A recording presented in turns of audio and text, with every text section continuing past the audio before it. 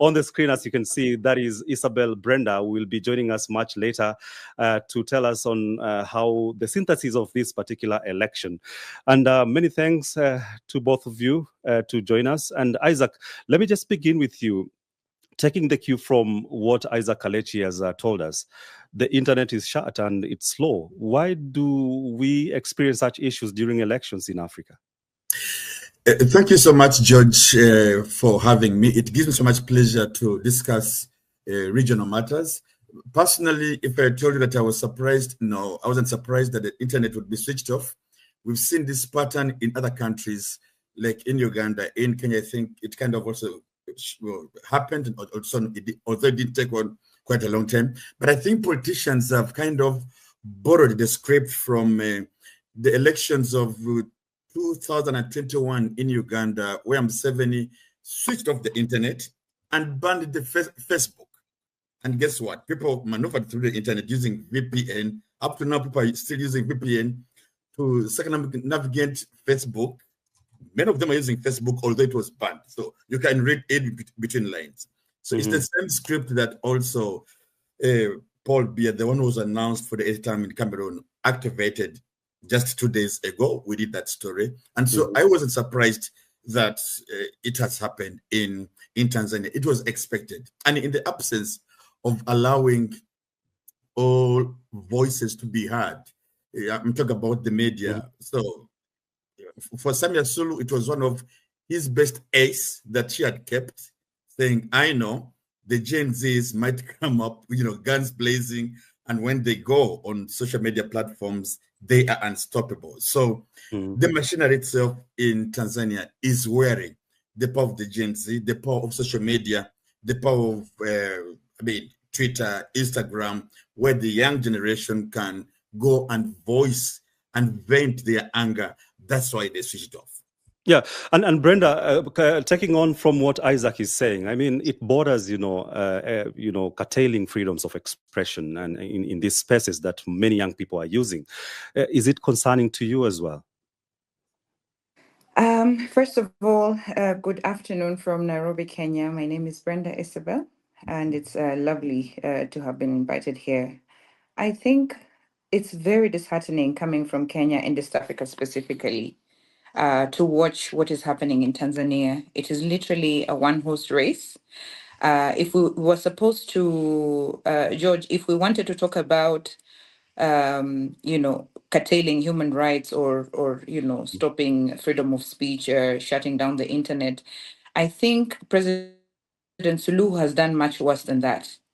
Basically, you have taken out opposition just because they refuse to sign a code of conduct.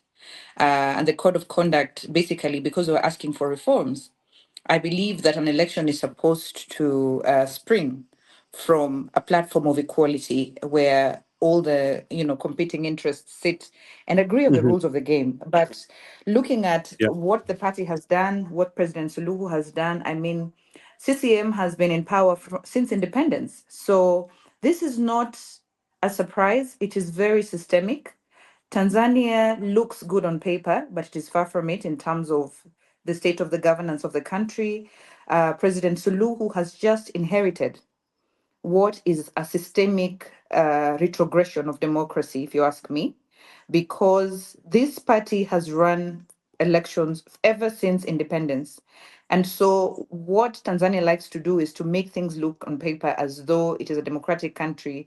I remember when the late John Magufuli died, the late president, when Samia Suluhu took over, one of the things that she did was to release prisoners, people that were imprisoned by the former president, the late.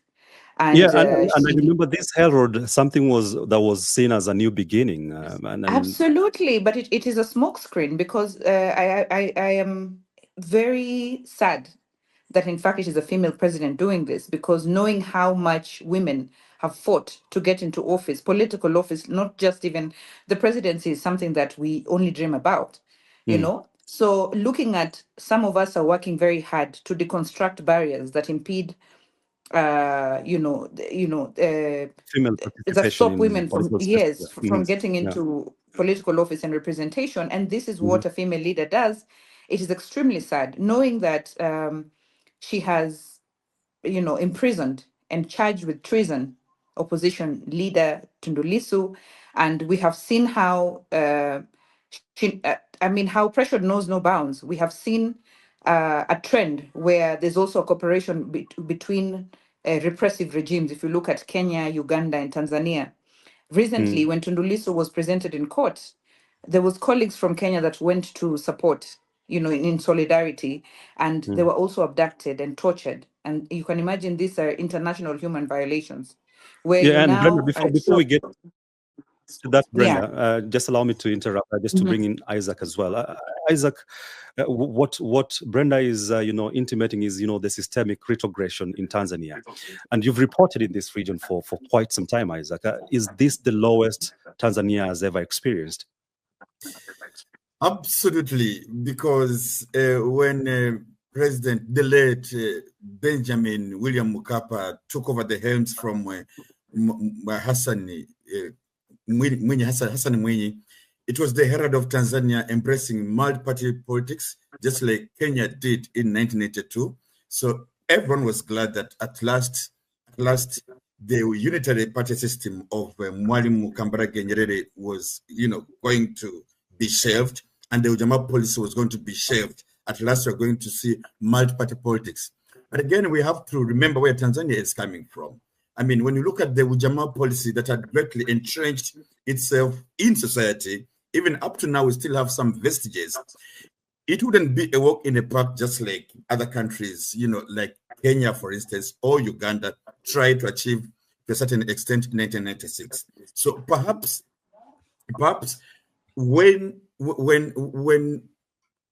the current president, Samia Sulu, came in and released, just like Isabel mentioned, and even opened up kind of media houses, freedom of speech, and also allowed, at certain extent, Freeman Bowie of Chadema to actively participate in politics.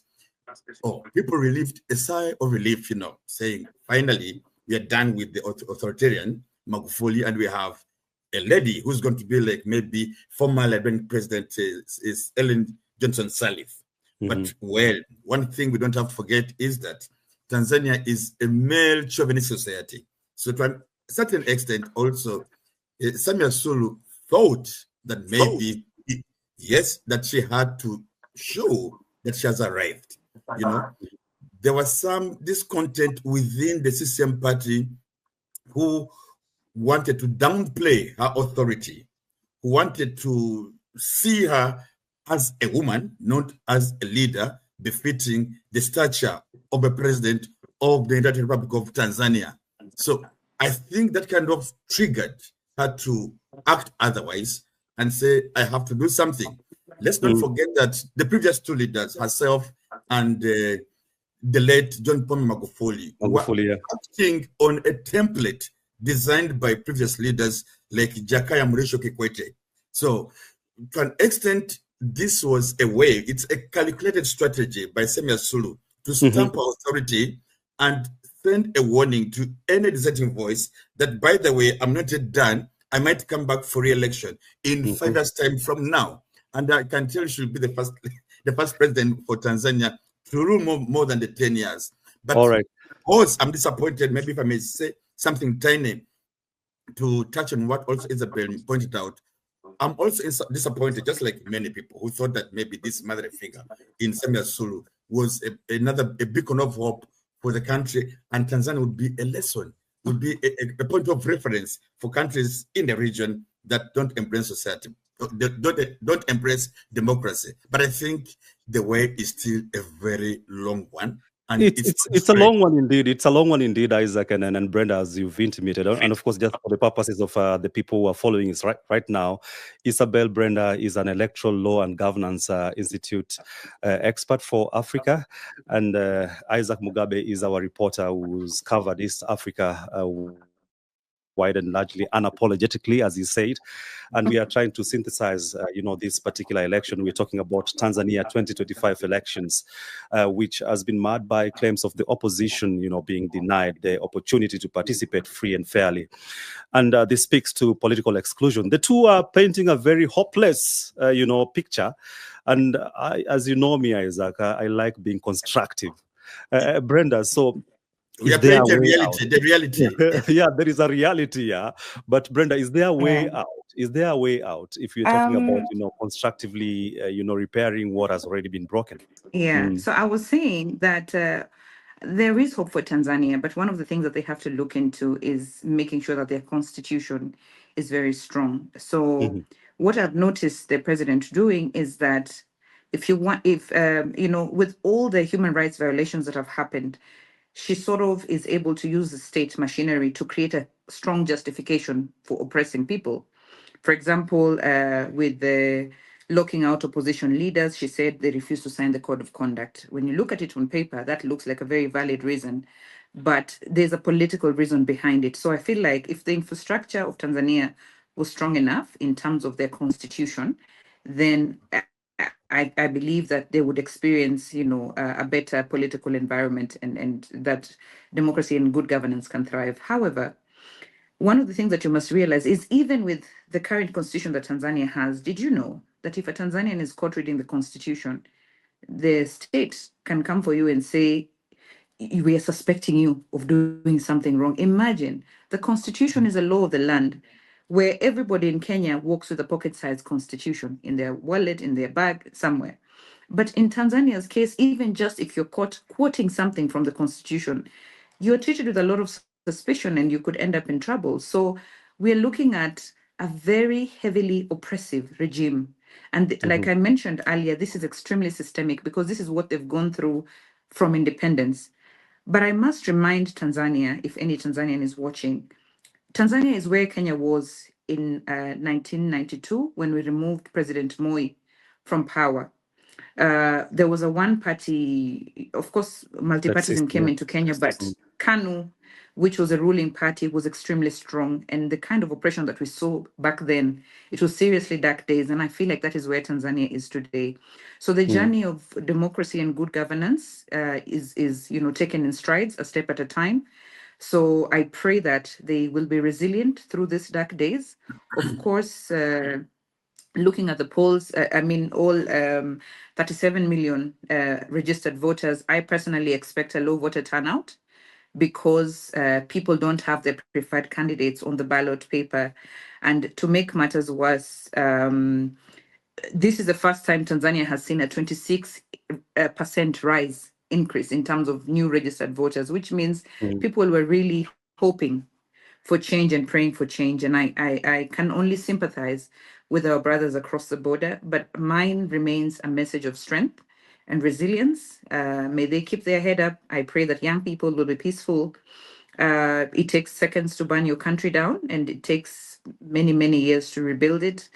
We can reorganize, look at how do we empower young people. Social media is a big tool in the democracy space. So we now need to start thinking about elections and tech to see how to mobilize, better. mm, And I think one of my almost last comments would be that President Samia Suluhu has undermined her own credibility in this election by locking out competition. So already as it is, I believe the president is a lame duck yeah, Brenda, and because I want us to talk about the credibility it will question. not it will the credibility aspect will not hold, because if you look at the people that loot elections and steal elections and get into power, the center will not hold. And if you look at the uprisings across Africa, from Gen Zs in Kenya to Tanzania, Uganda, and everywhere else across the world, Nigeria, you honestly can tell that the center will not hold. You can steal power, sit in that office, but you will really have a hard time,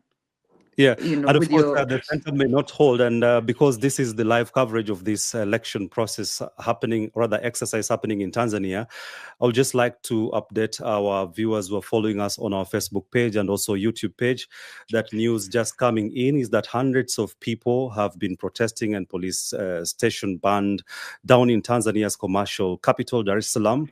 and that is a report we are getting from our correspondents on the ground. And Naomi was to join us shortly, but of course there is also an issue of internet disruption nationwide.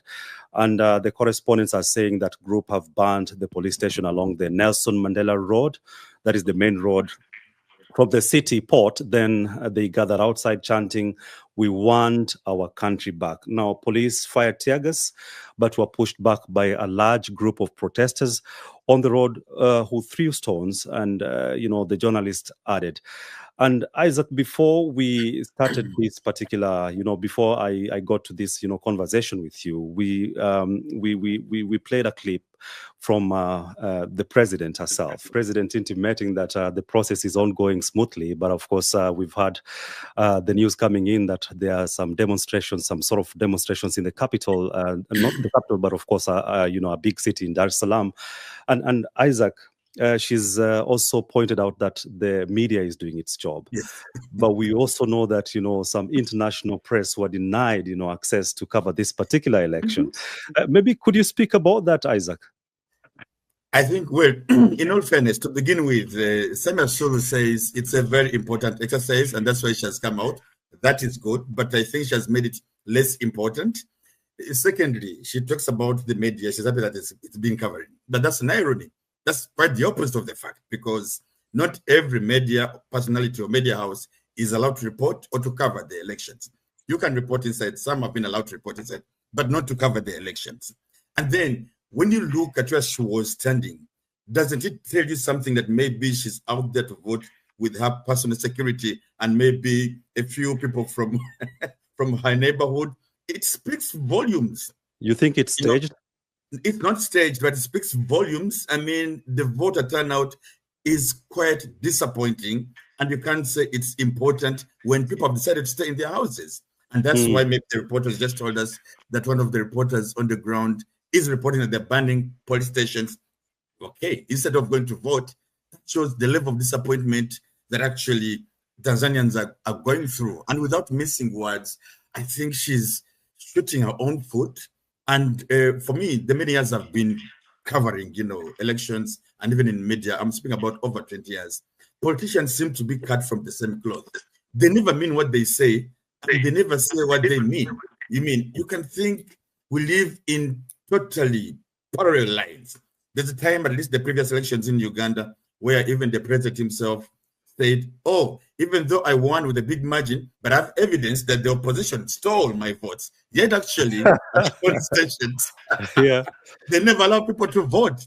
So I think for me, Tanzanians are treating the path of safety first. And I think I would do the same. If I don't have the possibility of choosing my own candidate, assuming I had a chance to do, why would it bother me to go to a polling station? And if I know my vote won't count? So the level of voter apathy is really very high. And when you have a leader who's kind of detached from what the people really want or expected of her in this election, then it's quite absurd. Yeah, and for sure, we all agree that President Samia Suluhu is going to win this election, and people have been saying no. She's going to be announced as the winner. These are two different things. But with all due fairness as well, Brenda and Isaac, with all due fairness, we know that there are other, participating presidential candidates. We've also highlighted when we began this live coverage, who have been promising Tanzanians what they are also offering. But of course, people have been terming them as minor presidential candidates. But still, they are presidential candidates who are supposed to politically legitimize this exercise. So, Brenda, if you were a Tanzanian and you made intimated on this point that there was an increase in voter registration, about 26%, to rise it to 37.6 million people. So, if you were a Tanzanian, would you come out and perform your civic duty? If I was a Tanzanian, for sure, I would be somewhere incarcerated or in prison, because I normally